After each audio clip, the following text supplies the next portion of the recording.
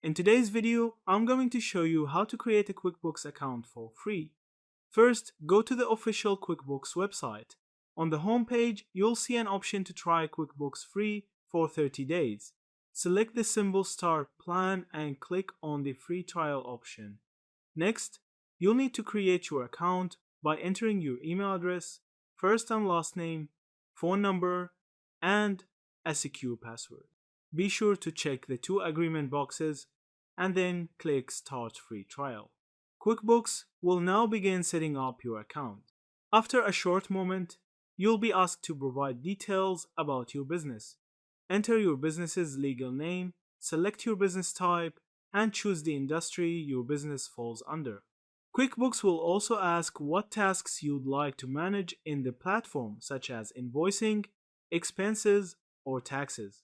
Based on your selection, you'll be guided to set up the appropriate tax code for your account. Once you've completed this setup, your account will be ready and you'll be redirected to your QuickBooks dashboard.